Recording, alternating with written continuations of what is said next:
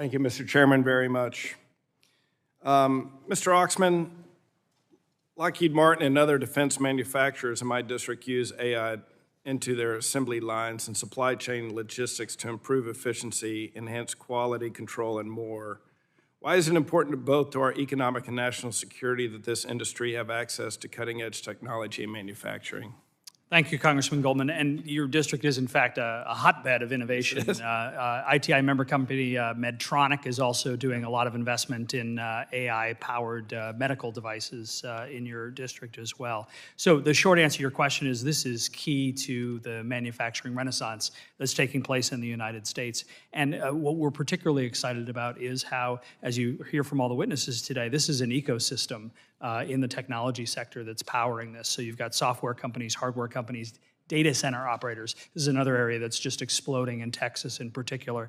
Semiconductor manufacturers, also exploding in Texas right now. The investment of literally tens of billions of dollars in semiconductor manufacturing facilities in Texas. So all of this is taking place at a time that we're focused on the right solutions to power that kind of investment and innovation.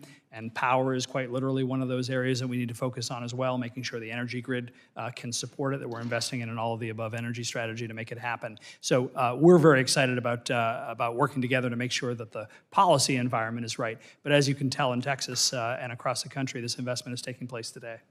Thank you so much. And Ms. Humpton, I know you know something about not necessarily my district, Mr. Vesey's district, but welcome to Fort Worth. Siemens is opening a new facility there, exactly type of activity we need to enhance our technological leadership and support onshoring on domestic manufacturing. I understand that Siemens is innovating not only with industrial AI, but is also experienced in how to drive efficiency and maximize operations at data centers. Can you please elaborate on Siemens' expertise in this arena and how you view data centers as critical to domestic manufacturing? Thank you so much, Congressman. And by the way, you'd be delighted to know that our technology is also used by some of those other manufacturers. So here's the interesting thing about this technology. It's in and around the manufacturing life cycle. And so it's fascinating to think about where does a company like Siemens play in the data center marketplace. Not only are we helping the semiconductor manufacturers design their chips so that we can achieve that, enhanced energy efficiency, cooling, et cetera, and enhanced performance, we're also helping those who are constructing the data centers to build their data centers and provide the critical power to them. So my colleagues at Siemens Energy are off generating power, and they put it on high voltage transmission lines, medium and low voltage switchgear. I mean, don't get me started because it's great stuff.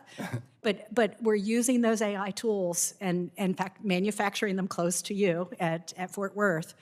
All of those components that go into the data center, and then we ourselves are users of the AI that gets managed inside those data centers. This is truly, I heard a phrase recently that may apply right now. Partnership is the new leadership. That's the era we're in now, and I'm excited about what we can do together. Good, we're glad to be your partner. And can you also describe the likelihood of autonomous manufacturing facilities in the short term? What are the pros and cons, and which regulation should we consider removing or adding to facilitate U.S. innovation versus those we should create as guardrails to protect workers? Well, as we've talked about today, we actually have a shortage of workers in manufacturing. So what we know for sure is that we need to make every individual who's in a manufacturing environment as productive as they can possibly be. Technology can help us do that. That's wonderful.